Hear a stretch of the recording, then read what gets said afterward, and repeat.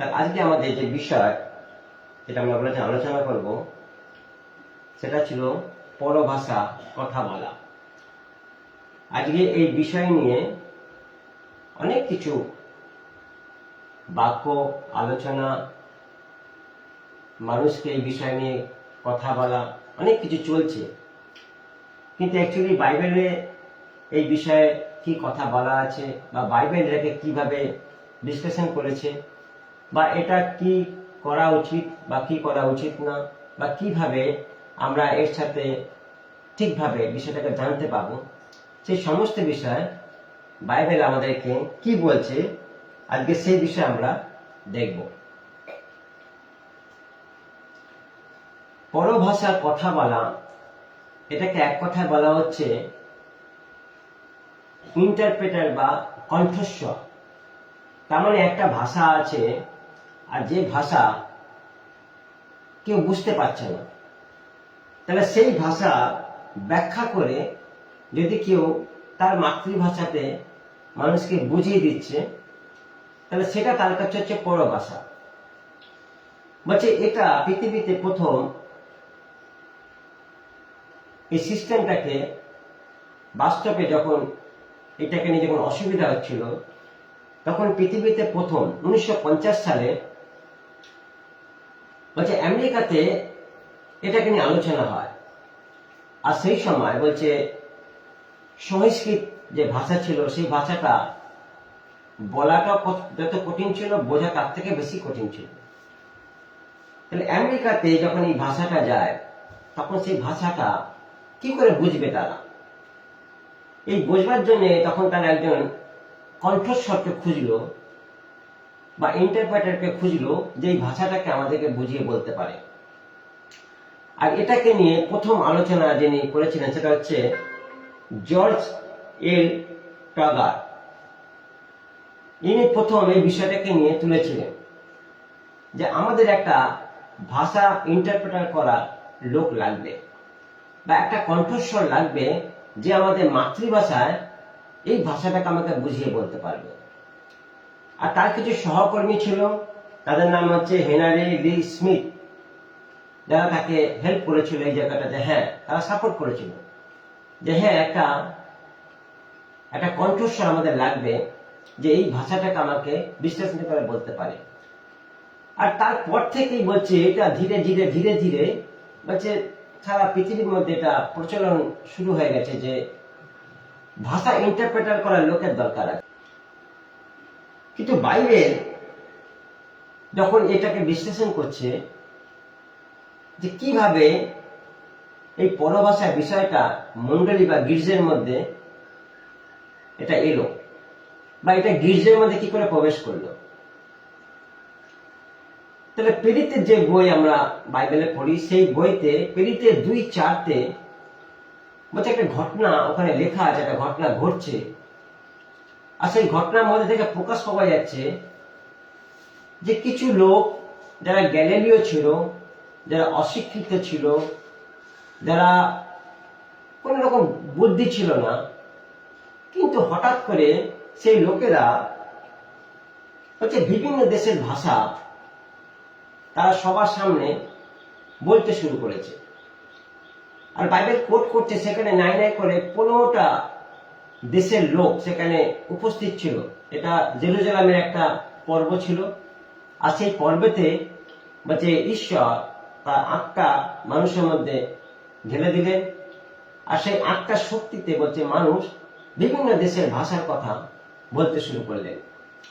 আর যারা শুনছিলেন, সেখানে যারা ছিলেন, 15টা দেশের মানুষ সেখানে ছিলেন, তারা যারা শুনছিলেন তারা সেটাকে দেখে অবাক হয়ে গেলেন, আশ্চর্য হয়ে গেলেন। তারা বলছিলেন যে এরা আমাদের ভাষা কি করে বলছে, এরা আমাদের ভাষা কি করে জানলো, এরা তো গ্যালিলীয়, এদের ভাষা তো আলাদা, তাহলে এরা আমাদের ভাষা কি করে জানলো, আমাদের ভাষাটা এরা কি করে বলছে। তাহলে বাইবেল একদিক থেকে উল্লেখ করছে যে প্রথম শতাব্দীর মণ্ডলীতে যখন পরভাষা অফিসিয়ালি ভাবে যখন মানুষের কাছে প্রকাশ করা হয়, তখন সেই ভাষাটা বলছে একটা অর্থ ছিল, একটা মানে ছিল। এবং যারা শুনছিল তারা সেটাকে বুঝতে পারছিল, এবং তারা স্বীকারও করেছে যে এটা আমাদের ভাষা, এরা আমাদের ভাষায় কথা বলছে, তার মানে সেই কথাগুলো তারা বুঝতে পারছে। তাহলে বাইবেল যে ভাষাটাকে বলছে, যে বললে অর্থ বা মানে বোঝা যায়, সেটাকে বলছে গ্লোসা। আর যে ভাষাটার মানে নেই বা যার কোনো অর্থ নেই, সেটাকে বলছে জিব্রিশ। জিব্রিশ একটা আলাদা একটা ল্যাঙ্গুয়েজ, এটা একটা অন্যরকম একটা মিনিং তৈরি হয়, আর এর মানে বোঝা যায় না। তাহলে দুটো জায়গা আমরা দেখতে পাচ্ছি, একটা হচ্ছে গ্লোসা, একটা হচ্ছে জিব্রিশ। তার মানে একটা অর্থ আছে, একটা অর্থ নেই। তাহলে বাইবেল কোনটাকে সাপোর্ট করছে? বাইবেল কোনটার কথা বলছে? পরভাষা। তাহলে এই জায়গাটা বলছে যখন ধীরে ধীরে ধীরে ধীরে যখন এটা ছড়িয়ে গেল চারিদিকে, যে পরভাষা মানুষ কথা বলছে, আর যেটা তার নিজের মাদার ল্যাঙ্গুয়েজ নয়, অন্য অন্য জাতির ভাষা মানুষ কথা বলছে, আর সেই কথাগুলো বলছে সেখানকার মানুষরা বুঝতেও পারছে। তাহলে একদিক থেকে বাইবেল এটা প্রকাশ করছে যে সারা পৃথিবীতে ঈশ্বরের বাক্য বা ঈশ্বরের সুসমাচার মানুষের কাছে পৌঁছাবার জন্য বলছে পরভাষার দরকার আছে। এটা বাস্তব, এটা সত্য। সারা পৃথিবীতে ঈশ্বরের বাক্য পৌঁছাবার জন্য মানুষের কাছে, তার জন্য বলছে পরভাষার দরকার ছিল। আর সেই জন্যে মণ্ডলীকে ভাষা দেওয়া হয়েছিল, যাতে মণ্ডলী বা যারা সেই আত্মার বরদান পেয়েছিল তারা যেন এই সুখবরের কথা, এই সুসমাচার যেন সারা পৃথিবীর মানুষের কাছে গিয়ে পৌঁছাতে পারে বা দিতে পারে। তাহলে বলছে এটা যখন প্রথম এসেছিল তখন এটা চিহ্ন স্বরূপ এসেছিল। বাইবেল কোট করছে যে পবিত্র আত্মা যখন মানুষের মধ্যে নেমে এলেন, বলছে জিহ্বাবৎ অগ্নিস্বরূপ। তাহলে মানুষের জীবের যে আকার ঠিক সেরকম অগ্নির মতো করে তারা মানুষের উপর নেমে এল, আর তারা মানুষের জিহ্বাকে সূচি করলো, আর সেই জিহ্বা দ্বারা মানুষ কথা বলে। তাহলে জিভ না থাকলে মানুষ কথা বলতে পারে না। তাহলে প্রথমে ঈশ্বর মানে তার আত্মার দ্বারা মানুষের জিহ্বাকে সূচি করলেন, যেন তারা সেই কথাটা বা সেই ভাষাটা বলতে পারে। তাহলে বলছে প্রথম যখন মানুষ পরভাষায় কথা বলেছিল তখন একটা চিহ্ন বা সাইন দেখা গেছিল। তাহলে এখন প্রশ্ন হচ্ছে যে তাহলে এখন কি মানুষ সেই চিহ্ন, সেই সাইন দেখতে পেলেই কি বুঝবে যে তারা পবিত্র আত্মা পেয়েছে বা তারা পরভাষায় কথা বলার অধিকার পেয়েছে? এটা কি বাইবেল বলছে যে প্রতিবার কি তাহলে মানুষ যখন পরভাষায় কথা বলবে তখন তারা সেই চিহ্ন স্বরূপ কথা বলবে, না সেই চিহ্ন যতক্ষণ না দেখবে তখন কথা বলতে পারবে না? তাহলে বাইবেল বলছে এটা ওয়ান টাইমের জন্য প্রযোজ্য ছিল, একবারের জন্য প্রযোজ্য ছিল। ওই সময়টাই এই চিহ্নটা দেওয়া হয়েছিল মণ্ডলীকে। বারে বারে এটা প্রযোজ্য নয়, বা বারে বারে এরকম ভাবে কোনো বিষয় ঘটবে না। তারপর লুক 11:13 বলছে, লুক 11:13 বলছে,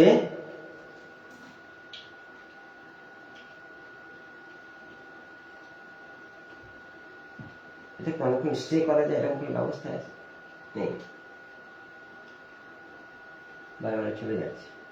লুক 11:13 বলছে, তাহলে তোমরা মন্দ হয়েও যদি তোমাদের ছেলে মেয়েদের ভালো ভালো জিনিস দিতে জানো, তবে যারা স্বর্গস্থ পিতার কাছে চায় তিনি যে তাদের পবিত্র আত্মা দেবেন এটা কতটা নিশ্চয়। তার মানে যদি মা বাবারা বলছে মন্দ হয়ে যদি তার ছেলে মেয়েদের জন্য ভালো ভালো চিন্তা করতে পারে, রক্তে মাংসের শরীর, তারা যদি তার বাচ্চাদের জন্য ভালো চিন্তা ভাবনা করতে পারে, ভালো ভালো জিনিস দিতে পারে, তবে স্বর্গস্থ পিতা যিনি সবার উপরে বিরাজমান, যখন তার কাছে তার সন্তানরা কিছু চাইবে তাহলে তিনি কি তোমাকে ভালো জিনিস দেবে না? এটা তো ভালো জিনিস। ঈশ্বর দেওয়ার জন্য, সবসময় ভালো জিনিস দেওয়ার জন্য ঈশ্বর এগ্রি। তাহলে কেউ যদি ঈশ্বরের কাছ থেকে ভালো জিনিস চায় তাহলে ঈশ্বরকে দেবে না? দেবে। তাহলে বলছি এর জন্য কোনো চিহ্নের দরকার নেই, ওটা প্রভুর কাছে প্রার্থনা করলেই বলছে ঈশ্বর ওটা যদি মনে করে তাহলে ঈশ্বর দেবে। তাহলে পঞ্চসপ্তমীর দিনে পবিত্র আত্মা যেমন চিহ্ন সহকারে নেমে এসেছিল, তারপর বিশ্বাসী এরকম চিহ্ন সরকারের পবিত্র আত্মাকে আর পাবে না। এটা বাইবেলের মধ্যে কোনো জায়গায় উল্লেখ করা নেই। দ্বিতীয়বার এইভাবে পবিত্র আত্মা নেমে আসেনি। তাহলে বলছে যারা এরকম কথা বলে যে এরকম চিহ্ন হলে পরে তাহলে বুঝবো তুমি পবিত্র আত্মা বরদান পেয়েছো, বা ওরকম চিহ্ন হলে তাহলে বুঝবো তুমি পরভাষা কথা বলা দান পেয়েছো, যারা এরকম কথা বলে তাহলে বলছে এরা কারা, আর কারা চিহ্নের খোঁজ করে, বারে বারে তারা চিহ্ন দেখে তারা বিশ্বাস করতে চায়। একটা সাইন না হলে পরে আমি বুঝতে পারছি না এটা ঈশ্বরের কাজ কি ঈশ্বরের কাজ না। একটা জিনিস আমি বুঝে না বোঝা পর্যন্ত আমি এটাকে বিশ্বাস করতে পারছি না বা শিওর হতে পারছি না। তাহলে বলছে এরা কারা করতো। তাহলে যিশুর সময় বলছে কিছু লোক ছিল, তারা এটা বারে বারে মানুষকে বোঝাতো বা মানুষের মাথায় ঢোকাতো যে তোমরা সবসময় চিহ্নের খোঁজ করো, তোমরা সবসময় মানুষকে বা সবাইকে বোঝাও যে চিহ্ন না হলে আমরা বুঝবো না বা আমরা বিশ্বাস করবো না। দেখুন মতি 12 অধ্যায় 38 থেকে 39, মতি 12 অধ্যায় 38 থেকে 39 বলছে, এরপরে কয়েকজন ধর্মশিক্ষক ফরিসি যিশুকে বললেন, গুরু, আমরা আপনার কাছ থেকে একটা চিহ্ন দেখতে চাই। তারা বলল, বলছে ফরিসি আর ধর্মশিক্ষকরা। বলছে এখনকার সমাজে অনেক ফরিসি ধর্মশিক্ষক আছে যারা নিজেরা এটাকে জানতে চায়, আর তাদের আন্ডারে যারা আছে তাদেরকেও তারা এটা মাথায় ঢোকাতে চায় যে এটা একটা সাইন, এটা চিহ্ন, যতক্ষণ তুমি এটা না দেখবে ততক্ষণ তুমি বিশ্বাস করবে না। যিশু কি উত্তর দিচ্ছে? যিশু তাদের উত্তর বললেন, এই কালের দুষ্টু অবিশ্বস্ত লোকেরা চিহ্নের খোঁজ করে। এই কালের দুষ্টু অবিশ্বস্ত লোকেরা, তার মানে এরা বিশ্বাসী নয়, এরা অবিশ্বাসী, এরা ভ্রান্তিজনক কাজ করতে সবচেয়ে বেশি পারে। এদের কাজই হচ্ছে ভ্রান্ত ছড়ানো। তবে যিশু একটা কথা বললেন যে তাদের জন্য একটা চিহ্ন আছে। কি চিহ্ন? যেমন জোনা নবী, জোনার চিহ্ন ছাড়া আর কোনো চিহ্ন তাকে দেখানো হবে না। তার মানে যিশু নিজের কথা বলছিলেন। জোনা যেমন 3 দিন 3 রাত মাছের পেটে ছিল, ঠিক তেমনি ঈশ্বরের পুত্রকে মানে মাটির গহ্বরে 3 দিন 3 রাত থাকতে হবে। আর তিনি সেই চিহ্নের কথা বললেন, এটাই লাস্ট চিহ্ন তোমাদের জন্য, এটাই একটা লাস্ট সাইন। আর সেটা যখন ঘটে গেল, বলছে তারপরও তাদের দৃষ্টি খুলল না, তারপরও তাদের ঐশ্বরিক জ্ঞান যেটা ঈশ্বর তাদের দিতে চেয়েছিল তারা দিতে পারল না। সেই জন্য তারা এখনো পর্যন্ত সত্য থেকে বাইরে আছে। এখনো পর্যন্ত তারা ভ্রান্তির জন্য কাজ করে, আর মানুষের মধ্যে এই বিষয়টাকে নিয়ে ভ্রান্তি ছড়াচ্ছে, পরভাষা। তাহলে প্রশ্ন, যদি কোনো লক্ষণ না থাকে, এরকম প্রশ্ন আসতে পারে, যদি কোনো চিহ্ন বা যদি লক্ষণ না থাকে, তাহলে আমি কি করে বুঝবো যে এটা পবিত্র আত্মা আমার জীবনে করেছেন বা পবিত্র আত্মা আমাকে দানটা দিয়েছে? কি করে আমরা বুঝতে পারি বা মন্ডলী কি করে বুঝতে পারে? একটা চিহ্ন লক্ষণ তো থাকা উচিত বা একটা অনুভবটা থাকা উচিত। আমরা বুঝবইটা বা কি করে? তবে বাইবেল বলছে যে বোঝার খুব সুন্দর একটা উপায় আছে। দেখো প্রথম যোহন 5 অধ্যায় 14 থেকে 15 পদ বলছে, প্রথম যোহন 5 অধ্যায় 14 থেকে 15 পদ বলছে, ঈশ্বরের উপরে আমাদের নিশ্চয়তা আছে যে তার ইচ্ছা মতো যদি আমরা কিছু চাই তবে তিনি আমাদের কথা শোনেন। তার ইচ্ছা মতো, মানুষের ইচ্ছা মতো নয়, তার ইচ্ছা মতো যদি আমরা কিছু চাই তবে তিনি সেটা শোনেন। 15 পদ বলছে, যদি আমরা জানি আমরা যা কিছু চাই তা তিনি শোনেন, তবে এও জানি যে আমরা তার কাছ থেকে যা চেয়েছি তা আমরা পেয়ে গেছি। তার মানে এখানে বিশ্বাস ঢুকে গেছে। যদি আমি চাইছি যে আমি একটা চিহ্ন দরকার আছে, আমি কি করে বুঝবো যে আমি পরভাষার গিফট পেয়েছি বা দান পেয়েছি? তাহলে সেই লক্ষণ তার নেই। যিশু বলে লাস্ট চিহ্ন, বলছে জোনা বাপবাদী যেরকম ঘটনা ঘটেছিল সেটা লাস্ট চিহ্ন, আর কোনো চিহ্ন দেওয়া যাবে না। তাহলে বলছে কি করে বুঝবো বিনা চিহ্নে? তাহলে বলছে একটাই চিহ্ন আছে, বলছে বিশ্বাস। যখন তুমি চাইছো ঈশ্বরের ইচ্ছা মতন, তাহলে বিশ্বাস করো তিনি তোমাকে দিয়েছে, তিনি তোমাকে দিতে সক্ষম। তাহলে বলছে বিশ্বাস, তাহলে কিরকম বিশ্বাস? কোন বিশ্বাসে আমি এটাকে অনুভব করতে পারবো বা বুঝতে পারবো? বাইবেল বলছে মানুষের বিশ্বাস পরিস্থিতি অনুযায়ী চেঞ্জ হয়। মানুষের বিশ্বাস একটা লাগে ঈশ্বরের কাছে আসার জন্য, কিন্তু ঈশ্বরকে জানার জন্য বলছে এটা মানুষের বিশ্বাসে হবে না। বলছে এটা ঈশ্বরের বিশ্বাস। বিশ্বাস একটা গিফট, একটা দান, এটা ঈশ্বর দেয় মানুষকে। মানুষের বিশ্বাস বলছে পরিস্থিতি অনুযায়ী চেঞ্জ হয়। আজকে বিশ্বাস ভালো, আজকে পরিস্থিতি ভালো তাই বিশ্বাস ভালো, কালকে পরিস্থিতি খারাপ বিশ্বাস খারাপ। তাহলে ওই বিশ্বাসে আপনি ঈশ্বরকে জানতে পারবেন না, চিনতে পারবেন না, বা আপনি ওই গিফটটা পেয়েছেন পাননি, আপনি সেটা জানতে পারবেন না। তাহলে বলছে একটা বিশ্বাস আছে যেটা ঈশ্বর মানুষকে দেয়। গালাতীয় 2:20 সাধু পৌল এটা বলছে যে যীশু খ্রিস্ট যখন আমার মধ্যে এলেন, আমি তারপর থেকে সেই বিশ্বাসে আমি তার কাজ করতে পারছি। আমি তার রাজ্যের কিংডমে যে বিষয়গুলো জানতে পারছি। যখন পুত্রের আত্মা যখন মানুষের জীবনে ঢোকে, তখনই মানুষ পুত্রকে জানতে পারে, ঈশ্বরকে জানতে পারে। তার মধ্যে একটা বিশ্বাস আছে যেটা ঈশ্বর আপনাকে দেবে। ওই বিশ্বাসে যখন আপনি কিছু চাইবেন, তখন বলছে ঈশ্বর আপনাকে যা চেয়েছেন ঈশ্বর আপনাকে দেবে। বিশ্বাস করতে হবে। তাহলে প্রেরিতের 2:4 যে ঘটনা ঘটেছে তাতে প্রকাশ পায় যে পরভাষা হচ্ছে পবিত্র আত্মা বহিঃপ্রকাশ। এটা একটা জায়গা পরিষ্কার মন্ডলীর কাছে হয়ে গেছে যে পবিত্র আত্মা মন্ডলীতে উপস্থিত হয়েছে, আর এটা প্রকাশ হচ্ছে পরভাষা। ও পরভাষা বলতে পারছে মানে ও পবিত্র আত্মার দান পেয়েছে, শক্তি পেয়েছে। বাইবেল এইভাবে একটা জায়গা প্রকাশ করেছে যে পরভাষা হচ্ছে পবিত্র আত্মার বহিঃপ্রকাশ। কারণ যে মানুষরা গ্যালোরীয় ছিল, মূর্খ ছিল, তাদের কোনো অস্তিত্ব ছিল না বলতে গেলে পারে, হঠাৎ করে সেই মানুষগুলো একটা পরাক্রমে পাওয়ারফুলি একটা মানুষের মতন তারা সকলের সামনে দাঁড়িয়ে আর এই কথাগুলো বলতে পারছে। যারা ভীতু ছিল তারা হঠাৎ সাহস পেল কোত্থেকে? তার মানে এটা বলছে একটা ঐশ্বরিক শক্তি, একটা গিফট, আর সেটা বহিঃপ্রকাশ হচ্ছে পরভাষা। তাহলে বলছে যে যাতে পবিত্র আত্মা মন্ডলীর মধ্যে দিয়ে সমস্ত দেশের মানুষের কাছে সুসমাচার প্রচার করার কাজ করতে পারে। সেই জন্য সাধু পৌল এক জায়গায় বলছে, প্রথম করন্থীয় 14:16 সাধু পৌল বলছে যে পরভাষায় কথা বলা ঠিক আছে। তার মানে একটা পরভাষা একটা ব্যক্তি কথা বলছে আর সেই ভাষাটা মানে নেই, মিনিং নেই, আর যে বলছে সে নিজেও জানে না সে কি বলছে। তাহলে আমরা প্রার্থনা শেষে একটা আমেন বলি। আমেন মানে একমত হওয়া, সবাই মিলে আমরা একমত হলাম, হ্যাঁ এই প্রার্থনাটা আমরা সাই আছি।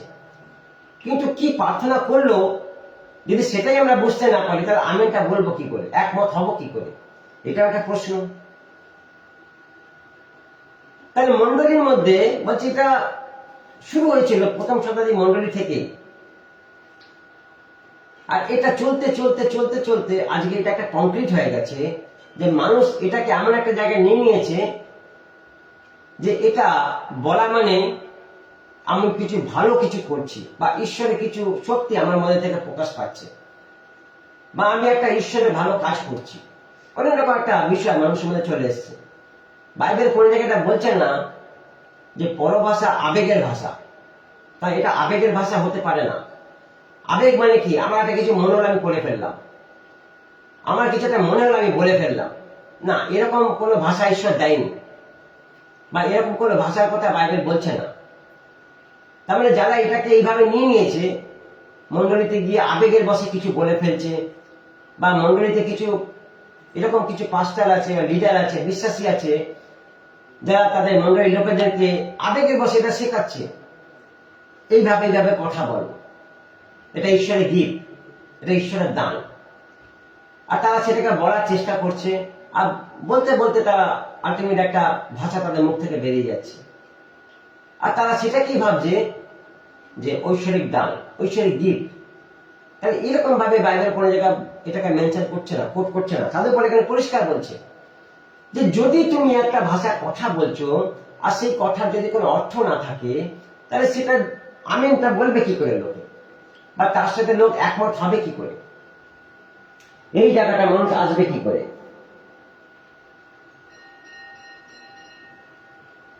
তাহলে সাধু পৌল একজন ব্যক্তি একটি ভাষায় প্রার্থনা করছে, সে যদি সেই ভাষা নিজেও না জানে, তবে সে নিজেই বা আমিন কি করে বলবে?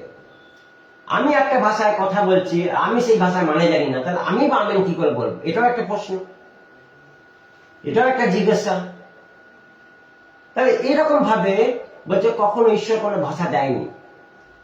তার মানে বলছে পরভাষা যেটা কথা বা যেটা প্রথম শতাব্দীর মণ্ডলীতে হয়েছিল, সেটা বাইবেল কোট করছে মানুষের আত্মার সাথে ঈশ্বরের আত্মার মিলন হয়েছিল। আর সেই মিলনের মধ্যে থেকে বলছে ঈশ্বর তাদের মধ্যে থেকে তার ভাষাটাকে ব্যবহার করে নিয়েছে, বা পবিত্র আত্মা তিনি তার কথাটাকে বলিয়ে নিয়েছে। কারণ আলটিমেট কাজ তো পবিত্র আত্মাই করে। মণ্ডলী তো একটা জায়গা, স্থান, তার কাজ করার জায়গা, কিন্তু কাজ তো পবিত্র আত্মা করে।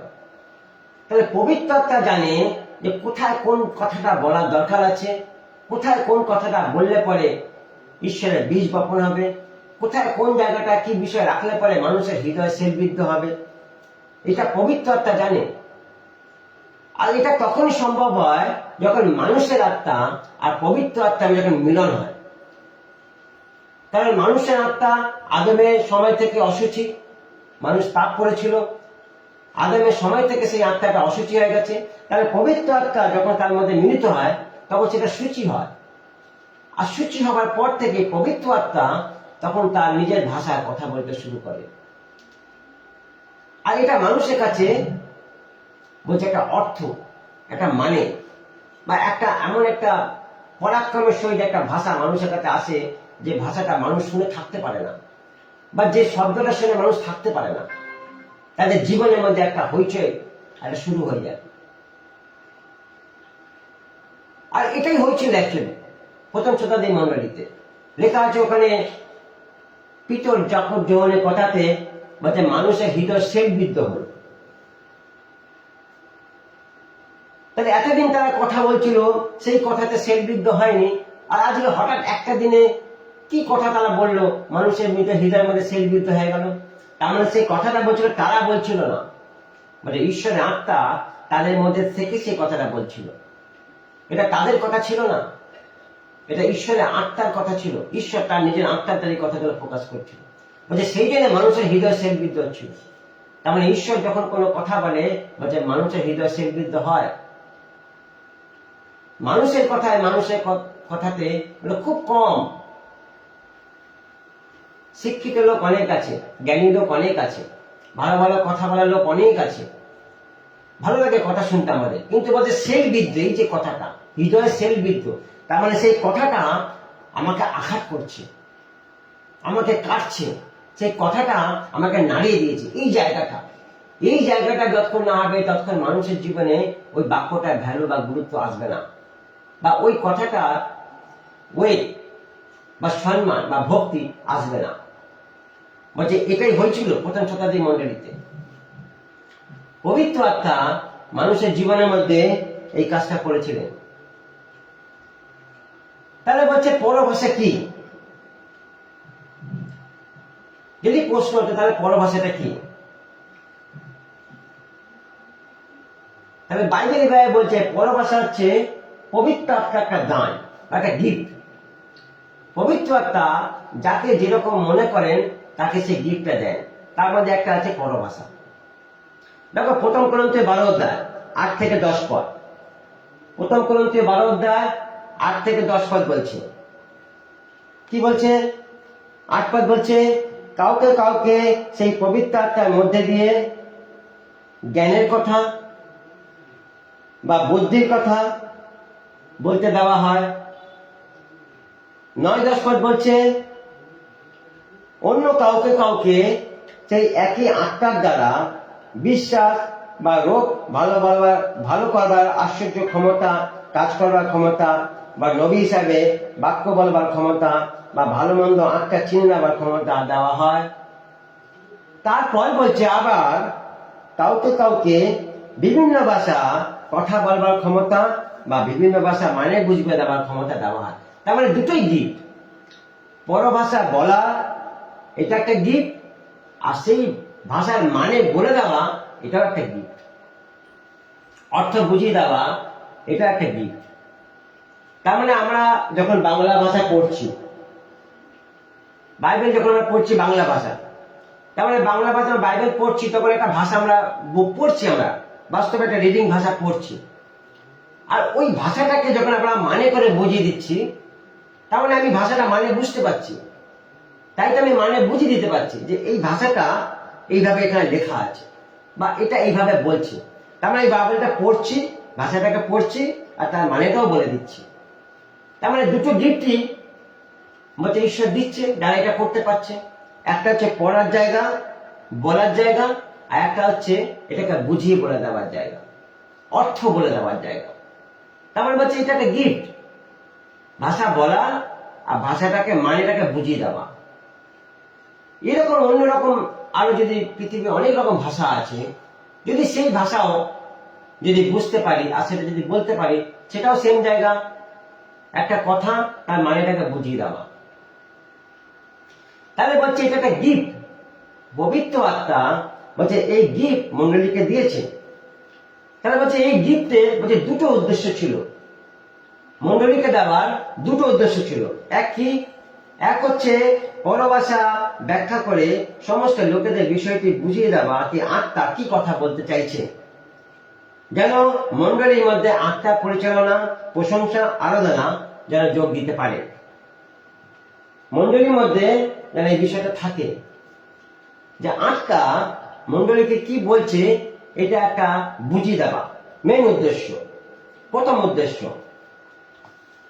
দেখো প্রথম কোরিন্থীয় 14 অধ্যায় 4 থেকে 5 পদ বলছে।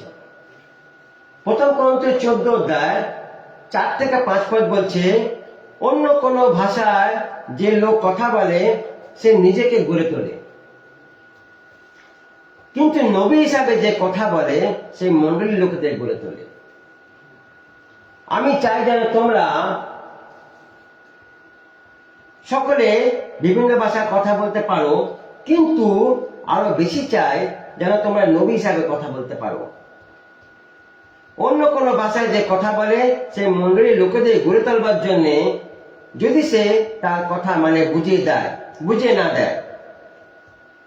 অন্য কোন ভাষায় যে লোক কথা বলে মণ্ডলীর লোকেদের গড়ে তুলবার জন্য, যদি সে তার কথা মানে বুঝিয়ে না দেয়, তবে তার চেয়ে নবী হিসাবে কথা বলা বরং ভালো।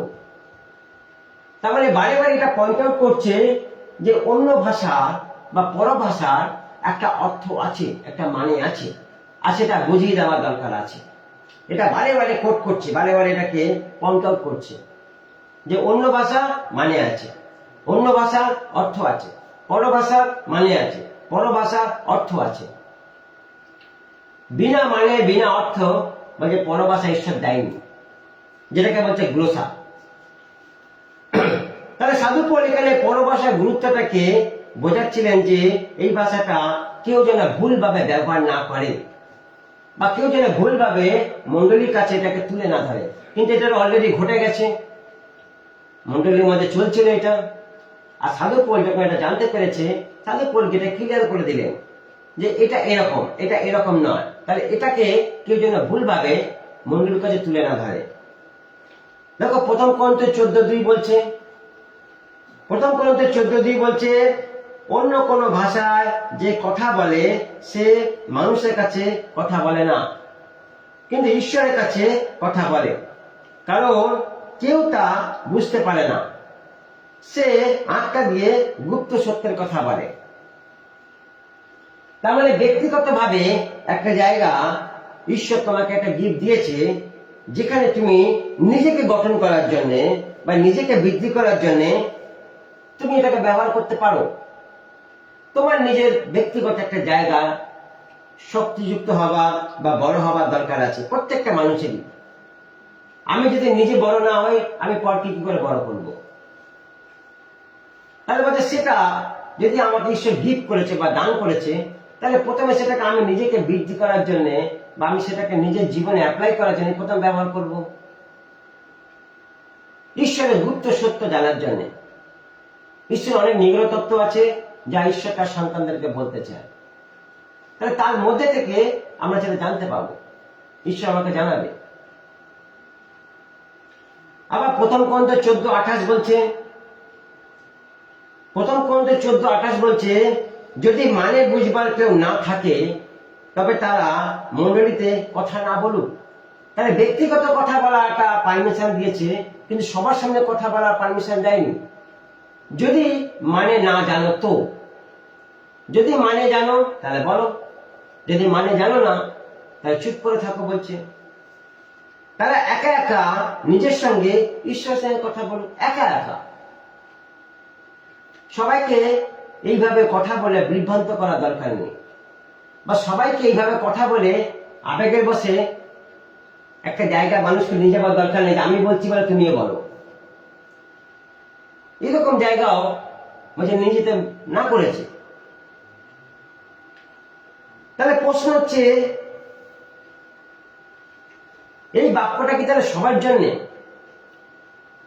বাইবেল কি এটা বলছে এটা সবার জন্য? এই বাক্যটা পরভাষার দান, পরভাষা কথা বলে দেওয়া জায়গা, এটা কি সবার জন্য?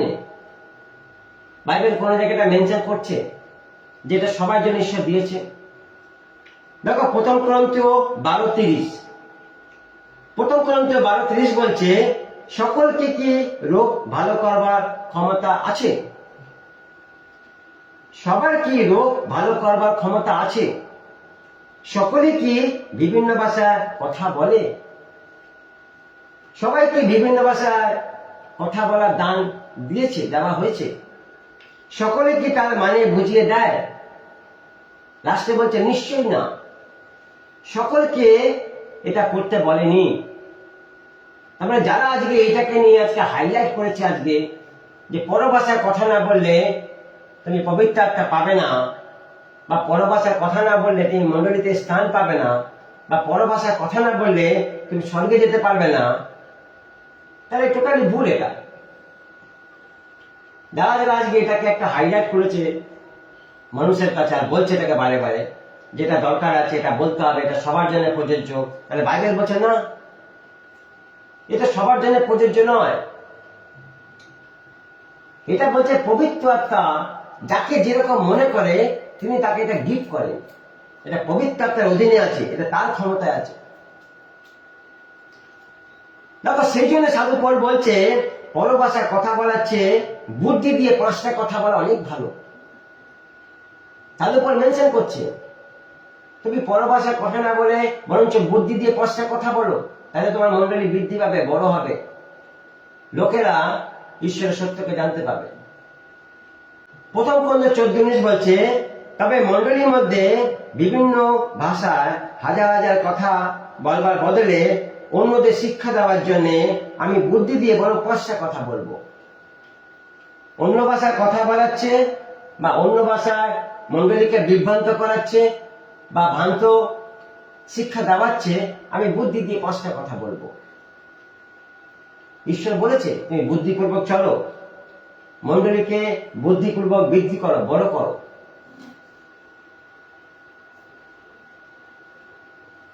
তাহলে পরভাষায় কথা বলা দান কি আজকের দিনে কি এটা কার্যকারী?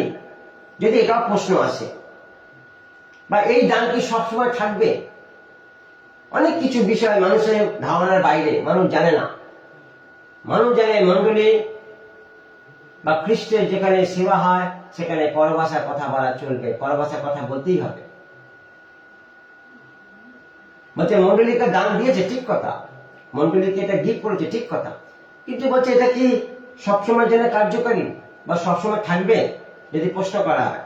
দেখো প্রথম করিন্থীয় 13:8 বলছে, প্রথম করিন্থীয় 13:8 বলছে, এই ভালোবাসা কখনো শেষ হয় না। এই ভালোবাসা কখনো শেষ হয় না। নবী হিসাবে কথা বলবার যে ক্ষমতা আছে তা শেষ হয়ে যাবে। বিভিন্ন ভাষা কথা বলবার যে ক্ষমতা আছে তা চলে যাবে। জ্ঞান আছে তাও শেষ হয়ে যাবে, কিন্তু কোনটা শেষ হয় না? বলছে প্রেম। বলছে সব থেকে উপরে বা উত্তম যদি বলতে পারো, ঈশ্বর বলছে প্রেমকে বলেছে। পরভাষায় কথা বলো, নবী হিসাবে কথা বলো, জ্ঞানী হিসাবে কথা বলো, বুদ্ধিপূর্বক কথা বলো, কিন্তু সবার উপরে বলছে প্রেম। তাহলে বলছে কিচ্ছু থাকবে না। নবী হিসাবে কথা বলার ক্ষমতা, পরভাষায় কথা বলার ক্ষমতা, কিচ্ছু থাকবে না। বলছে সব থেকে উত্তম যে জিনিসটা হচ্ছে প্রেম। মানুষ মানুষকে ভালোবাসতে পারছে না, কিন্তু সে পরভাষায় কথা বলে। মানুষ মানুষের পাশে দাঁড়াতে পারছে না, কিন্তু সে পরভাষায় কথা বলে। মানুষ মন্ডলী নিয়ে কোনো ইন্টারেস্টেড নেই। মন্ডলী কি করে বড় হবে, মন্ডলী কি করে বৃদ্ধি পাবে, সেইগুলো নিয়ে মানুষের কোনো আলোচনা গবেষণা নেই, কিন্তু সে পরভাষায় কথা বলছে। বলছে বাইবেল এটাকে এইভাবে বলেনি, বা এইভাবে বাইবেল এটাকে গ্রাইন্ড করছে না, এটা কখনো হতে পারে না। তাহলে আজকে প্রশ্ন, আজকে সারা পৃথিবীর যে একটা পরভাষা চলছে সেটা ঠিক না ভুল? অনেকে এটা যারা অনলাইনে দেখছেন হয়তো এটা প্রশ্ন আসতে পারে যে আজকে সারা পৃথিবীতে যে পরভাষা চলছে সেটা ঠিক না ভুল? সেটা মানুষের পক্ষে ঠিক না ভুল? তাহলে কি ভাষা চলছে? যদি আবার প্রশ্ন করা হয় তাহলে সারা পৃথিবীতে কি চলছে? একটা ভাষা সবসময় কানের মধ্যে আসে, আবালাবা সাবালাবা। এটার কি মানে আছে বা এটা কোথা থেকে এসেছে সেটা যারা বলে তারাই বলতে পারবে। কিন্তু বলছে এটা এরকম ভাষা ঈশ্বর দেয়নি, বা এরকম কোন শব্দ বা মিনিং ঈশ্বর মন্ডলীকে বলতে বলেনি। তাহলে যারা বলছে তারাই জানে তারা কেন এই কথা বলছে, আর তারা এটা বলেই বা কি আনন্দ পাচ্ছে তারাই বলতে পারবে। তবে এটার সাথে বলছে কোন রকম লিঙ্ক আপ নেই, বাইবেলের পরভাষার সাথে এর কোনো লিঙ্ক আপ নেই। আবালাবা সাবালাবা এটার সাথে কোনো লিঙ্ক আপ নেই। এটা যারা বানিয়েছে, যারা বলছে, এটা তারাই বলতে পারবে। তবে সারা পৃথিবীতে বলছে আজকে এটার একটা বিশাল একটা জায়গা নিয়ে নিয়েছে, আর এদের একটা গোষ্ঠী শুরু হয়ে গেছে, এদের অনেক গ্রুপ তৈরি হয়ে গেছে। আর তারা এর মধ্যে থেকে জল, তেল, রুমাল, সাবান তারা সব বিক্রি করছে, ভালো টাকা নেয় তারা। বলছে এটা একটা ভণ্ডামি, আপনি যতদূর পারবেন এখান থেকে বাঁচার চেষ্টা করুন। বাইবেলে এরকম কোন বিষয় উপর ঈশ্বর মন্ডলীতে ঢোকাতে বলেনি। যারা আজকে যেখানে ঢুকিয়েছে রুমাল, জল, তেল, সাবান, নতুন শতাব্দী মন্ডলীর মধ্যে এগুলো গ্রহণযোগ্য ছিল না। ঈশ্বর যাদেরকে অভিষিক্ত করেছিল, অ্যানোইন্টিং করেছিল, তাদের মধ্যে থেকে ঈশ্বর তার আত্মার মধ্যে দিয়ে কাজ করেছে। যদি জল, তেল, রুমাল, সাবান এগুলোই যদি ইম্পর্টেন্ট হয়ে থাকে তাহলে আত্মার কি গুরুত্ব আছে? তাহলে যিশুর মৃত্যুর বা কি গুরুত্ব আছে? আর যিশুর রক্তেরই বা কি গুরুত্ব আছে? তাহলে এগুলো দিয়ে ঈশ্বর কাজ করতে পারত। তাহলে আজকে যারা এগুলোকে একটা দোকান খুলে বসে আছে তারাই জানে কেন দোকান খুলে বসে আছে। আর কিছু মানুষ আছে যারা এর মধ্যে ফেসে আছে, তারা বুঝতে পারছে না যে তারা কিভাবে তাদের বাঁধনের মধ্যে বেঁধে গেছে। তাহলে আমি বলবো যারা এরকম জায়গায় আছেন সেখান থেকে যত তাড়াতাড়ি পারেন আপনি বেরিয়ে আসুন। কারণ বাইবেলের মধ্যে এরকম বিষয় আপনি পাবেন না। আপনি নিজে বাইবেল পড়ুন, আপনি নিজে বাইবেল পড়ুন, তবে আপনার কাছে পিকচারটা ক্লিন হয়ে যাবে। তাহলে পবিত্র আত্মা মানুষের জীবনে আসা মানে সেই মানুষের বলছে প্রথমে জীবন বদলায়। বলছে পরভাষায় কথা বললেই যে আপনি পবিত্র আত্মা পেয়েছেন এরকম কোন বিষয় বাইবেল বলছে না। বাইবেল বলছে যে পবিত্র আত্মা যদি আপনি পেয়েছেন তাহলে প্রথম যে বিষয়টা আপনার জীবনে ঘটবে সেটা হচ্ছে আপনার জীবন বদলাবে, আপনার জীবনে পরিবর্তন হবে। আমি যেটা একটু আগে বলছিলাম, আপনি পরভাষায় কথা বলছেন, আপনি দলাদলি করছেন, আপনি ঝগড়া করছেন, আপনি মুখ খারাপ করছেন, আপনি পরভাষায় কথা বলছেন। আপনি পরভাষায় কথা বলছেন, আপনার ঘরে শান্তি নেই। আপনি পরভাষায় কথা বলছেন, স্বামী স্ত্রীর মধ্যে অশান্তি। এদিকে আপনি পরভাষায় কথা বলছেন। তাহলে এটা একটা খেলা চলছে, একটা ছেলে খেলা পবিত্র আত্মাকে নিয়ে। বলছে না, এরকম না। পবিত্র আত্মার জীবন এলে পরে বলছে মানুষের জীবন বদলাবে, তার পরিবার বদলাবে, তার পরিবারে যত লোক আছে বলছে তারাও বদলাবে। এটাই পবিত্র আত্মার শক্তি, এটাই কাজ। বলছে প্রথম শতাব্দী মন্ডলীতে বলছে 3000 লোক বদলে গেছিল। একদিনে বলছে 3000 লোক তারা স্বীকার করলো যে আমাদের কি করতে হবে, আমরা ভুল করেছি, অন্যায় করেছি। তবে এটা সাইন ছিল একটা পবিত্র আত্মা, যে মানুষের জীবন বদলানো।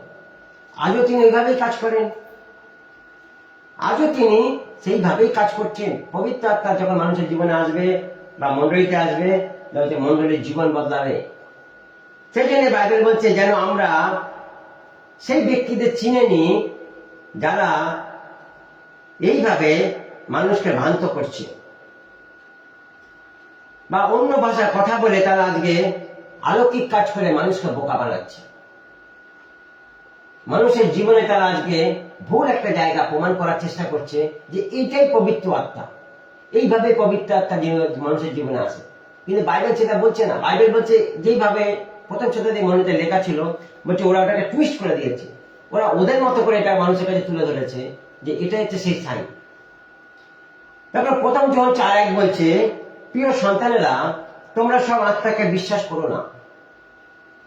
প্রিয় সন্তানেরা তোমরা সব আত্মাকে বিশ্বাস করো না। কেন?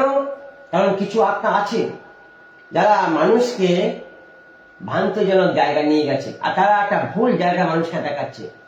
অন্য যিশু, অন্য পবিত্র আত্মা, অন্য সুসমাচার, তেমন তারা একটা ডুপ্লিকেট কপি তারা তৈরি করে নিয়েছে। আর এই ডুপ্লিকেটের মধ্যে থেকে একটা ডুপ্লিকেট জিনিস তৈরি হয়েছে সারা সমাজের মধ্যে, আর মানুষ সব ডুপ্লিকেট হয়ে যাচ্ছে। যারা যিশুকে বিশ্বাস করছে, যারা মন্ডলীতে আসছে, তারা সত্যি তারা আসল যিশুকে চিনছে কি চিনছে না তারা নিজেরাও জানে না। তারা আসল সুসমাচার শুনছে কি শুনছে না তারা নিজেরাও জানে না। তারা আসল পবিত্র আত্মা আস্বাদন পেয়েছে কি পায়নি তারা সেটা নিজেরাও জানে না। তারা ডুপ্লিকেট বেরিয়ে গেছে, ডুপ্লিকেট হচ্ছে, আর মানুষকে সেই ডুপ্লিকেটকে বেশি করে তুলে ধরা হচ্ছে। এই ডুপ্লিকেট মানুষ যারা আছে, যারা এই ধরনের কাজ করে বেড়াচ্ছে, তারা বলছে সব আত্মাকে বিশ্বাস করো না, বরং যাচাই করে দেখে নাও তারা ঈশ্বর থেকে এসেছে কিনা। কারণ জগতে অনেক ভণ্ড নবী বের হয়েছে। এটা আজকের কথা নয়, এটা প্রথম থেকে ছিল। প্রথম শতাব্দী মন্ডলীতেই বলছে তখন থেকে প্রবলেম ছিল। তাহলে আজকে বলছে এটা তো কংক্রিট হয়ে গেছে। তাহলে আজকে ধরে নিন আপনি এর কি রকমের বিস্তার হয়েছে, এর কতটা শিকড় গজিয়ে গেছে। তাহলে পবিত্র আত্মা স্পষ্টভাবে সতর্ক করে দিয়েছে যে এই যুগের শেষকালে মন্ডলীর মধ্যে অনেক ভণ্ডামি দেখা যাবে, বা ভণ্ড নবীদের কাজ বাড়বে। এটাও বাইবেল মেনশন করছে এই যুগের শেষকালে। তার মানে শেষকাল যীশু খ্রিস্টের জন্মের পর থেকে, বা তিনি স্বর্গে চলে যাওয়ার পর থেকে বলছে শেষকাল শুরু হয়ে গেছে, যেটা বলছে অন্তিম সময়। বলছে তখন থেকে কাউন্টিং শুরু হয়ে গেছে শেষকালে। তাহলে আমরা শেষকালের মধ্যেই আছি। অলরেডি আজকে 2025 চলছে। তাহলে বলছে এটা তখন থেকে শুরু হয়েছে এই ভণ্ডামি গুলো। তাহলে আজকে তো সেগুলো অনেক গজিয়ে গেছে। দেখুন কি বলছে প্রথম তিমোথী 4 অধ্যায় 1 থেকে 2 পদ। প্রথম তিমোথী 4 অধ্যায় 1 থেকে 2 পদ বলছে, পবিত্র আত্মা পরিষ্কার ভাবে বলছে ভবিষ্যতে কিছু লোক খ্রিস্টীয় ধর্ম বিশ্বাস থেকে দূরে সরে যাবে এবং ছলনাকারী আত্মা মন্দ আত্মাদের শিক্ষার দিকে ঝুঁকে পড়বে। ছলনাকারী আত্মা আর মন্দ আত্মা, দুটো আত্মার কথা বলেছে। একটা ছল দ্বারা মানুষকে ভ্রান্ত করছে, আর তার মধ্যে থেকে মানুষকে মন্দ জিনিস শেখাচ্ছে, মন্দটার মধ্যে নিয়ে যাচ্ছে। বলছে এদের বিবেক অসাড় হয়ে গেছে। এমন সব মিথ্যাবাদী লোকেদের ভণ্ডামির জন্য এইরকম হবে। এমন সব মিথ্যাবাদী ভণ্ডামির জন্য, তার মানে এমন সব মানে যারা এগুলো করছে, তার মানে তারা মিথ্যা ভণ্ডামি করছে, তারা মানুষকে মিসগাইড করছে, তারা মানুষকে পরবাসার নাম করে তারা ব্ল্যাকমেল করছে। আর বিশেষ করে বলছে মায়েরা বা বোনেরা, বলছে তারা এই জায়গাটা ফেসে যাচ্ছে। তাহলে মায়েদের বোনেদের ভক্তি অনেক বেশি, তারা এটাকে যাচাই করছে না, পরখ করছে না, তারা সঙ্গে সঙ্গে এখানে গিয়ে ফেসে যাচ্ছে। তারা বলছে এই অলৌকিক কাজ করা, বা এই যে আবালাবা সাবালাবা যারা এরকম কাজ করে বেড়ায়, বলছে এরকম কাজ করা মানে ক্ষমতা বলছে শয়তানেরও আছে, ডেমনিকেরও আছে, বলছে ও করতে পারে। দেখুন 2 থিসসালনিকীয় 2:9, দ্বিতীয় তীরচিহ্নের 2:9 বলছে সেই অভদ্রতার পুরুষ যখন আসবে তখন তার সঙ্গে থাকবে শয়তানের শক্তি। সেই শক্তি প্রকাশ পাবে সব রকম মিথ্যা চিহ্ন, আশ্চর্য শক্তির কার্যের মধ্যে। তার মধ্যে সেই অভদ্রতার পুরুষ যখন আসবে তখন তার সঙ্গে থাকবে শয়তানের শক্তি। তার মানে অলরেডি তার একটা সংখ্যা বা গোষ্ঠী বলতে একটা জায়গা তৈরি হয়ে গেছে। তাহলে মাথাটাকে দেখা যাচ্ছে না, কিন্তু লেজ অনেক বড় হয়ে গেছে, বলছে মাথা একদিন দেখা যাবে। আর যখন সে মাথা প্রকাশ পাবে বলছে সে সম্পূর্ণ শক্তি নিয়ে আসবে। কার শক্তি? বলছে শয়তানের শক্তি। বলছে প্রথম প্রথম সে এসে মানুষের অনেক কিছু ভালো করার চেষ্টা করবে, আর তারপরে যখন সে মানুষের মনে জায়গা করে নেবে তারপর সে তিনি আসল রূপ দেখাবে। শয়তান তাই করে। শয়তান প্রথম প্রথম আপনাকে সবকিছু ভালো দেখাবে, ঝকঝক চকচক দেখাবে, আর যখন সেটা আপনার মনে বসে যাবে এই তখনই আপনার অভ্যেস খারাপ করে দেবে, আপনাকে দাস বানিয়ে দেবে। এই সেখান থেকে আপনি বেরোতে পারবেন না। ওই জন্য এখন অনেক রকম জিনিস বেরিয়ে গেছে। তার মধ্যে ফোন একটা আছে, ফোনের মধ্যে অনেক ঝকঝক চকচক জিনিস মানে মানুষকে আকর্ষণ করে, আর মানুষ সেটা দেখতে দেখতে দেখতে দেখতে তার দাস হয়ে যায়। এখন মানুষের কোনো কাজ নেই, ফেসবুক খুললে পরে আপনার সময় কাটছে না, খুব ভালো কথা। আপনি ফেসবুক খুলুন, হঠাৎ করে দেখবেন আপনার 2 ঘন্টা কখন ভ্যানিশ হয়ে গেছে, আপনি নিজেই বুঝতে পারবেন না। ফেসবুক খুললে আপনি স্ক্রল করতে করতে করতে করতে আপনার 2 ঘন্টা কখন চলে গেছে, আপনার সময় কাটছে না। আপনি মেসেঞ্জারে যান, অনেক রকম পেয়ে যাবেন বন্ধু, যাদের সাথে আপনি অনেক রকম ভাবে কথাবার্তা বলতে পারেন, তারাও চায় কথাবার্তা বলতে। আর এই কথাবার্তা বলতে বলতে দেখবেন কখন আপনার অ্যাকাউন্ট ফাঁকা হয়ে গেছে, আপনি নিজেও বুঝতে পারবেন না। তার মানে সব এগুলো ছলচাতুরি, সব একটা ট্র্যাপ ফেলা আছে, জাল ফেলা আছে, খালি ফাঁসানোর জন্য লোক লাগবে, আর যে ফাঁসবে সে বুঝতে পারবে। তার মানে ঝকঝক চকচকে করে তারা রেখে দিয়েছে সিস্টেমটাকে, যাতে মানুষ ফাঁসে। আর যারা ঝকঝক চকচকে দেখছে তারা ফেঁসে যাচ্ছে। তার অনেক জায়গা আছে তারা এগুলি করছে, তারা ঝকঝক চকচক করে রেখে দিয়েছে, মানুষের চোখে দেখতে ভালো লাগে। অনেকে স্ট্যাটাস মেনটেন করে, আর এইসব মেনটেন করতে গিয়ে তারা বলে আজকে ঈশ্বরের বিরুদ্ধে চলে যাচ্ছে, সত্য মন্ডলীর বাইরে চলে যাচ্ছে, সত্য শিক্ষার বাইরে চলে যাচ্ছে। তাহলে বলছে শয়তানের ক্ষমতা আছে এই সমস্ত কাজ করা। আর বলছে এরকম অনেক ভ্রান্ত প্রচারক আছে, তারাও শেষ সময় আসবে, তারা ভান করবে, বলবে আমরা ঈশ্বরের লোক।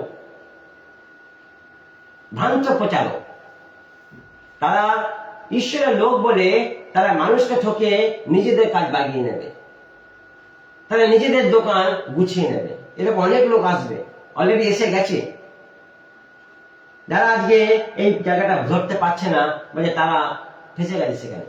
যখন দ্বিতীয় করিন্থী 11 অধ্যায় 13 থেকে 15 পদ, দ্বিতীয় করিন্থী 11 অধ্যায় 13 থেকে 15 পদ বলছে আসলে এরকম লোকেরা তো ভণ্ড প্রেরিত এবং ঠক কর্মচারী, নিজেদের খ্রিস্টে প্রেরিত বলে দেখাবার উদ্দেশ্যে তারা নিজেদের বদলে ফেলে, নিজেদেরকে তারা বদলে ফেলে। তাহলে উপরের চেহারা একরকম, ভিতরের চেহারা একরকম। 14 পদ বলছে এতে আশ্চর্য হবার কিছু নেই, কারণ শয়তান নিজেকে আলোতে পূর্ণ স্বর্গদূত বলে দেখাবার উদ্দেশ্যে নিজেকে বদলে ফেলতে পারে। তার মানে যারা এই কাজগুলো করছে বলে তারা তাদেরই লোক, তার মধ্যে এই গুণটা আছে যেটা করতে পারে। 15 পদ বলছে তাহলে যারা শয়তানের সেবা করে তারা যদি নিজেদের বদলে ফেলে দেখায় যে তারা ন্যায়ের সেবা করছে, তবে তাতে আশ্চর্য হবার কি আছে? তাদের যা বিচার হবার বিচার হয়ে গেছে, শেষ দিনে ঈশ্বর তাদের সঙ্গে যা বোঝা বুঝে নেবে। এতে আশ্চর্য হবার কি আছে? অনেক লোক দেখে আশ্চর্য হয়ে যাচ্ছে, আর তাদের পিছনে তারা দৌড়াচ্ছে।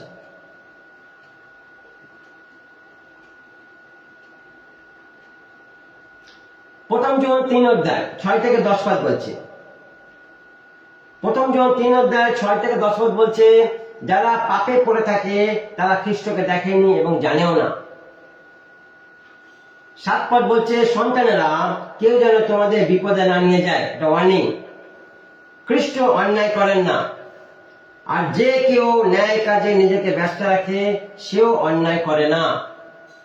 8 পদ বলছে, যে পাপ করতে থাকে সে শয়তানের, কারণ শয়তান প্রথম থেকে পাপ করে চলেছে।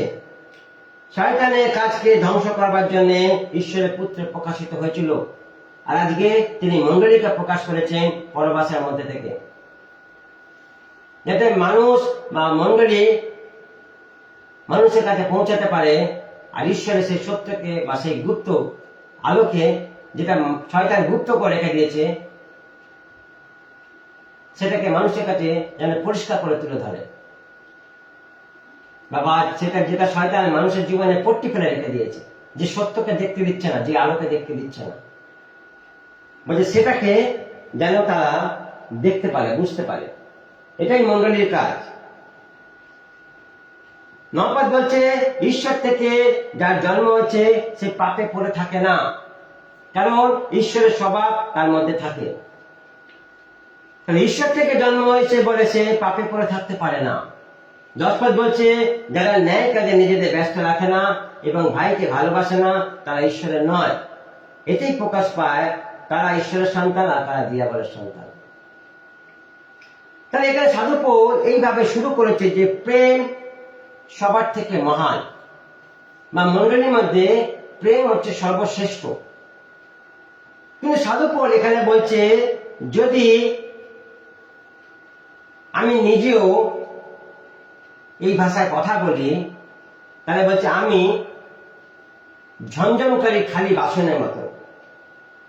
সাধু পৌল নিজের জায়গায় কোট করছে যে তিনি এই ভাষায় কথা বলতেন, বা এই ভাষার কথা বলতে তিনি চেষ্টা করেছিলেন। দেখো, প্রথম করিন্থীয় 13:1 বলছে, আমি যদি মানুষের বা স্বর্গদূতের ভাষায় কথা বলি, কিন্তু আমার মধ্যে যদি প্রেম না থাকে, তবে আমি জোরে বাজানো ঘন্টা বা ঝনঝনকারী করতালে হয়ে পড়েছি। তার মানে এখানে সাধু পৌল বলছে না যে আমি স্বর্গদূতের ভাষায় কথা বলি, এখানে বলছে যদি। একটা উদাহরণ দিয়ে বলছে, মণ্ডলীর মধ্যে এরকম যখন জায়গা চলছিল, নানা রকম ভাষা সবাই কথা বলছে, আর তারা বলছে এটা স্বর্গীয় ভাষা। সাধু পৌল এখানে বলছে যদি এটা আমিও বলে থাকি, তাহলে বলছে আমার এটা কোনো অস্তিত্ব নেই, আমি এটা খালি বাসনের মতো। ওটা ভর্তি বাসন নয়, এটা ঝমঝমকারী খালি বাসন, খালি ঢংঢং করে আওয়াজ হবে, কিন্তু ভিতরে খালি। তাহলে বলছে যার ভিতর ভর্তি তার বাইরে সবকিছু ঠিক আছে, যার ভিতর খালি তার বাইরে হচ্ছে তার লৌকিকতা। তারপর সে বাইরে কিছু লৌকিকতা করছে, তার ভিতরটা কিছু নেই, ভিতরে ময়লা আবর্জনা ভর্তি আছে। কিন্তু ভিতরে ভর্তি মানে বাইরে একটা শক্তিযুক্ত জায়গা, সে নিজেকে প্রকাশ করতে পারবে। আর সেটাই হয়েছিল প্রথম শতাব্দী মণ্ডলীতে। পবিত্র আত্মা তাদের ভিতরে এসেছিল, বাইরে না, তাদের ভিতর থেকে তাদেরকে শক্তিযুক্ত করেছিল, তাই তো তারা পরাক্রমে পাওয়ারফুলি সে কথাগুলো বলতে পেরেছিল। আজকেও তাই আছে। তো সাধু পৌল বলছে যে স্বর্গীয় ভাষা, তার মানে এখান থেকেই বলছে যারা এটাকে পয়েন্ট আউট করে তারা এটাকে ধরে যে সাধু পৌল তো বলেছে স্বর্গীয় ভাষা আছে। আরে আছে স্বর্গীয় ভাষা, ওটা আমরাও বিশ্বাস করি, অবশ্যই স্বর্গীয় ভাষা আছে, বাইবেলে একটা পরভাষা আছে, ওটা আমরাও বিশ্বাস করি। তারপরে সেটা ওই আবল তাবল ভাষা নয়, যেটা আজকাল চারিদিকে এটা ছড়িয়ে আছে। বলছে স্বর্গীয় ভাষা, স্বর্গীয় চলে। বাইবেল এটাও কোট করছে যে পৃথিবীতে যখন স্বর্গদূতরা এসে কথা বলেছে, তারা কিন্তু কেউ স্বর্গীয় ভাষায় কথা বলেনি, তারা সবাই তাদের মাতৃ ল্যাঙ্গুয়েজেই কথা বলেছে, যাদের সাথে কথা বলেছে। সেটা আব্রাহাম বলো, মসি বলো, জিওসিও বলো, দানিয়েল বলো, নহমিয়া বলো, ইস্টার বলো, মতি, মার্ক, লুক, যোহন, পৌল, সবার কথা, মরিয়াম, সবার সঙ্গে যখন পবিত্র আত্মা বা স্বর্গদূত এসে কথা বলেছে, তাদের মাতৃ ল্যাঙ্গুয়েজে কথা বলেছে, তারা স্বর্গীয় ভাষায় কথা বলেনি। কেন বলেছে? যেন তারা সেটা বুঝতে পারে ঈশ্বরের পরিকল্পনা তাদের জীবনে কি আছে, যেন সেটা তারা ফুলফিল করতে পারে। তাহলে স্বর্গীয় একটা ভাষা আছে, ওটা স্বর্গে আছে। পৃথিবীতে যে ভাষা আছে সেটা পৃথিবীর মানুষকে বোঝাবার জন্য বা পৃথিবীর মানুষকে বুঝবার জন্যই বলছে সেটা দেওয়া হয়েছে। আর পবিত্র আত্মা বলছে এটাকে মানুষের কাছে তুলে ধরেছে। সাধু পৌল এখানে এইভাবে বলছে যদি আমি এটা করি, যদি আমি এটা বলি, তাহলে আমার কোনো অস্তিত্ব নেই, আমি একটা খালি বাসনের মতো। আবার অনেকে এটাও কোট করে যিশায় 28:11, সেখানেও ওই বাক্যটা করা কোট করে। কি লেখা আছে ওখানটা? বেশ, তাহলে সদাপ্রভু বিদেশিদের মুখের অদ্ভুত ভাষা দিয়ে এই লোকেদের কাছে কথা বলবেন। বিদেশিদের মুখে অদ্ভুত ভাষা দিয়ে, অদ্ভুত, ওরা এটাকেও কোট করে। পুরাতন নিয়মে লেখা আছে, সদাপ্রভু বলেছে, প্রফেসি করেছে। তারপরে অদ্ভুত ভাষা প্রথম শতাব্দী মন্ডলী যখন যারা শুনছিল, সেই দেশের লোকেরা, তাদের কাছে এটা আশ্চর্য মনে হয়েছিল। তারা মনে করেছে, হ্যাঁ, এরা গ্যালিলির লোক, এরা আমাদের ভাষায় কি করে কথা বলছে। এটা আশ্চর্যজনক বিষয়, হতেই পারে আশ্চর্য। তাহলে এটা সেইভাবে এটা কোট করা হয়েছে, কিন্তু তারা এটাকে অর্থ বা মিনিংটাকে উল্টো করে দিয়েছে। আবার অনেকে জোয়েল 2 অধ্যায় 28 থেকে 29 পদ থেকে কোট করে যে ঈশ্বর শেষ সময় তার আত্মাকে ঢেলে দেবে, আর তার ছেলে মেয়েরা সবাই ঈশ্বরের আত্মার কথা বলবে। ঠিকই আছে, ঈশ্বর আত্মার কথা বলবে, ঈশ্বর ঢেলে দিয়েছে তার আত্মাকে মন্ডলীর মধ্যে, মন্ডলী সবাই সেই ভাষায় কথা বলছে। তাই তো সারা পৃথিবীতে ঈশ্বরের কথা মানুষের কাছে পৌঁছেছে। ওই ভাষাটা আসার পর থেকে মানুষ অন্য লোকের ভাষা, এটা গিফট, এটা দান। সে নিজের মাদার ল্যাঙ্গুয়েজ বাদ দিয়ে সে অন্য দেশের ভাষাকে বলার শক্তি পাচ্ছে, সেই ভাষার অর্থ বোঝার শক্তি পাচ্ছে, আর সেখানে গিয়ে তাদের মানুষের কাছে সেই সত্যম ঈশ্বরকে কথা বলার শক্তি পাচ্ছে। যদি আজকের দিনে মন্ডলীতে পরভাষা বলার দান থাকে, তবে শাস্ত্রের নিয়ম নীতি চুক্তি সহ কি হবে তা অবশ্যই এটা আমাদের জানার দরকার আছে। যদি আজকের দিনে প্রশ্ন আছে, আমরা লাস্ট শেষের দিকে যাচ্ছি এবারে, যদি এরকম প্রশ্ন আসে যে এখন যদি মন্ডলীতে পরভাষায় কথা বলা দান থাকে, তবে শাস্ত্রের নিয়ম নীতি অনুযায়ী বা চুক্তি অনুসারে কি হওয়া উচিত বা কি হতে হবে, বলছে অবশ্যই সেটা বাস্তব ভাষা হতে হবে, বাস্তব মাদার ল্যাঙ্গুয়েজ, মাদার টাংস। তোমার ভাষা, ঈশ্বর তোমার সাথে সে কথা বলবে। ঈশ্বর কখনই অন্য কোনো ভাষায় সে কথা বলবে না, কারণ বাইবেল বলছে না যে ঈশ্বর গোলযোগের ঈশ্বর, তিনি গন্ডগোলের কোনো কাজ করবেন, এটা বাইবেল বলছে না। দেখো প্রথম করিন্থীয় 14:10, প্রথম করিন্থীয় 14:10 বলছে এই জগতে অনেক রকমের ভাষা আছে, সেগুলোর মধ্যে কোনোটাই অর্থহীন নয়। এই জগতের মধ্যে অনেক ভাষা আছে, প্রত্যেকটা ভাষার অর্থ আছে, আর প্রত্যেকটা ভাষার মানে আছে। তুমি যে কোনো ভাষা বলো না কেন, প্রত্যেকটা ভাষা অর্থ আছে, মানে আছে।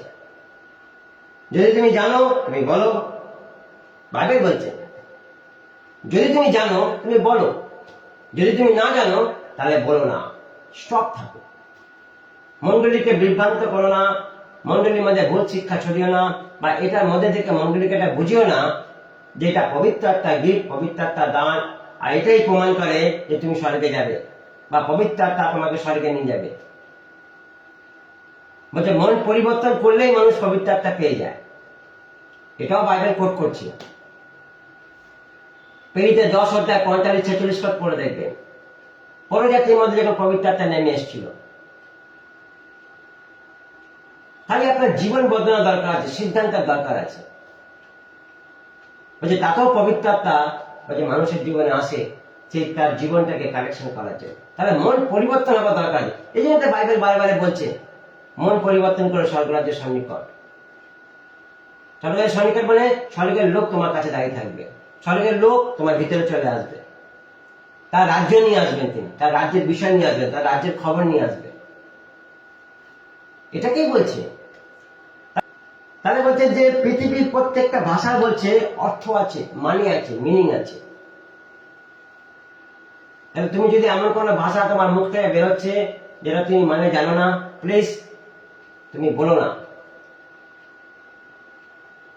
যদি মানে জানো বলতে পারো, কোনো অসুবিধা নেই। ধন্যবাদ।